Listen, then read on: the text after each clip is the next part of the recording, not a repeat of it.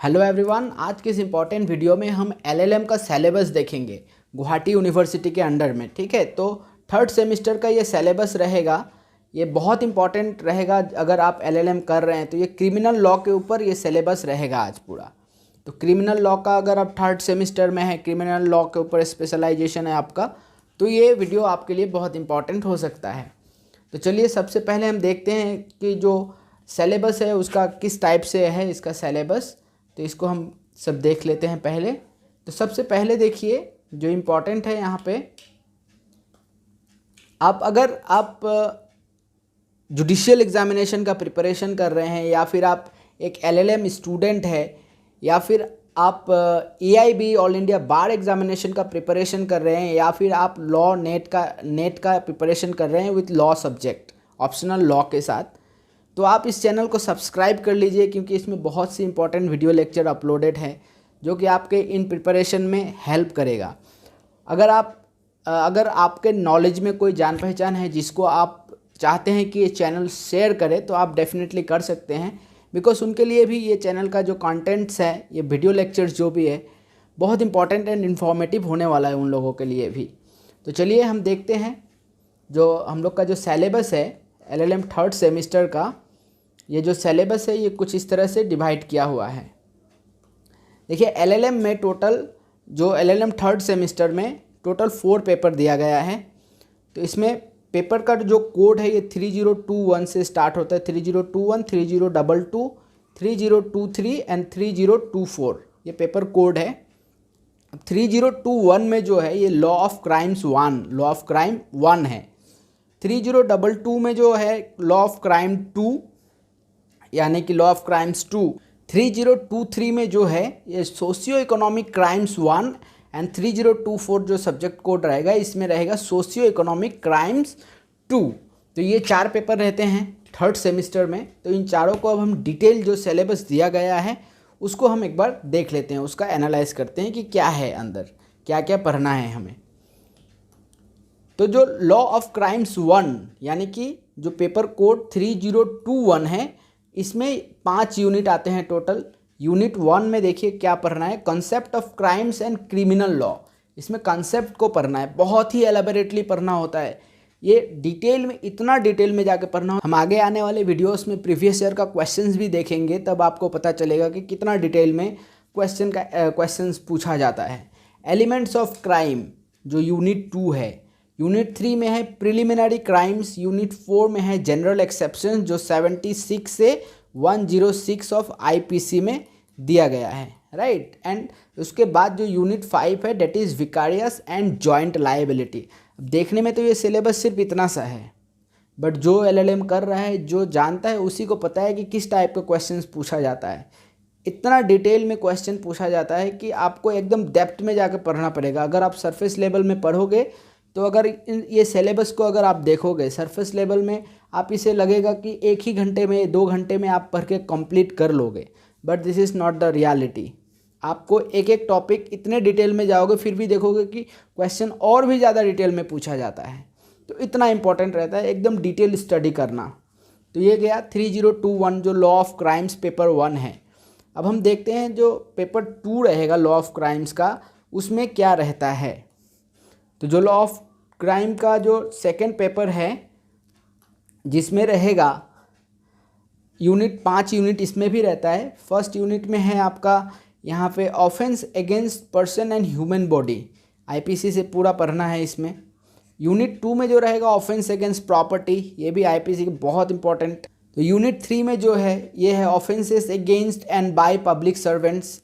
And unit 4 में जो है साइबर क्राइम, ये सेपरेटली आपको पढ़ना है। साइबर क्राइम का, cyber crime act, cyber crime का जो भी है साइबर लॉ, तो उन सबको मिला के पढ़ना है। बहुत इसका एक सेपरेट बुक भी हो सके आपको लेना पड़े, बिकॉज इसमें बहुत से अलग लेवल का ही क्वेश्चन आता है जो कि आपको एक ऐसे जनरल आइडिया होने से नहीं होगा, उसमें बहुत डेप्थ अंडरस्टैंडिंग चाहिए।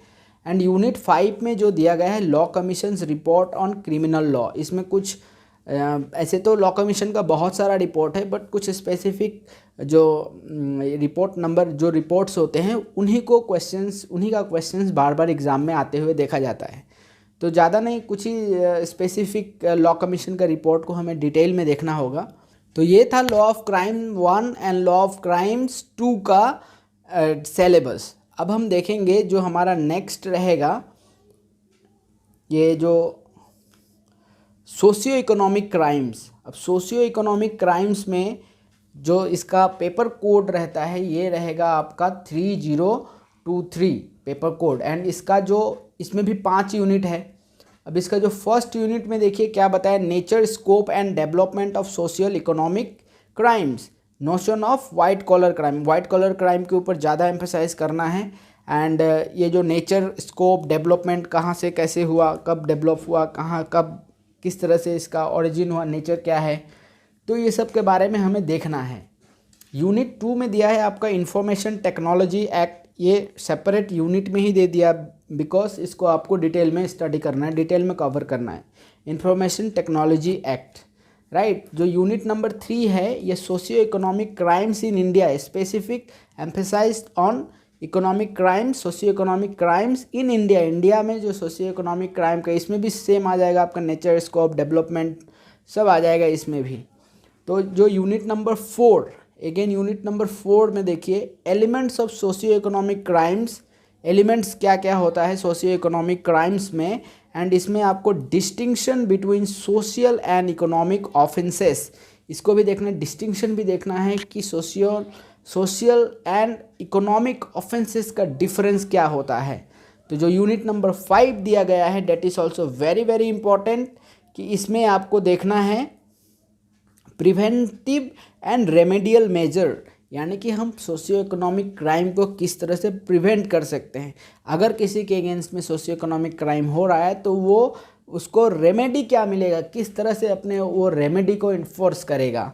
तो ये सब हमें बहुत डिटेल में जाके सोशियो इकोनॉमिक क्राइम्स को पढ़ना है। सोशियो इकोनॉमिक क्राइम्स के लिए बहुत से बुक्स अवेलेबल हैं, उनमें से बुक्स हमें परचेस करना होगा एंड डिटेल में पढ़ना है, तभी हम सोशियो इकोनॉमिक क्राइम्स का जो क्वेश्चंस है उसको हम प्रॉपरली अटेम्प्ट कर सकेंगे, प्रॉपरली अच्छे मार्क्स स्कोर कर पाएंगे। अब हम देखते हैं सोशियो इकोनॉमिक क्राइम्स का जो दूसरा पार्ट रहेगा, यानी कि जो नेक्स्ट जो सब्जेक्ट है that is socio economic crimes 2, right. तो सोशियो इकोनॉमिक क्राइम्स 2 में हम देखेंगे अब उसमें क्या है, उसमें बहुत से छोटे छोटे एक्ट्स दिए गए हैं, उसको बहुत डिटेल में देखना होता है हमें। तो सोशियो इकोनॉमिक क्राइम का जो ये जो पेपर नेक्स्ट पेपर रहेगा 3024, इसमें सोशियो इकोनॉमिक क्राइम्स 2, यानी कि सोशियो इकोनॉमिक क्राइम्स को 2 डिवाइड कर दिया गया है। तो इसमें भी 5 यूनिट मिलेगा। इसमें हमें देखना है legislative measures to control socio economic crimes, कौन से इनेक्टमेंट हुए हैं, कौन से लेजिस्लेचर ने लेजिस्लेट किए हैं, कौन से एक्ट को, जो कि सोशियो इकोनॉमिक क्राइम्स को प्रिवेंट कर सके, उसको रोक सके या फिर कंट्रोल लगा सके उसमें। अब उसके बाद देखना है डिफरेंट इम्पॉर्टेंट लेजिस्लेशन। इसमें कुछ इम्पॉर्टेंट लेजिस्लेशन के नाम दिए गए हैं, इनको हमें डिटेल में पढ़ना होता है। इसमें इनका जो क्वेश्चन बनता है जनरली बनता है कि इसका इम्पोर्टेंस क्या है, इसका इन एक्ट्स का जो सेलिएंट फीचर्स क्या है, कहाँ एप्लीकेबल होता है, कितने हद तक ये सक्सेस हुआ, इस टाइप का क्वेश्चन बहुत आता है।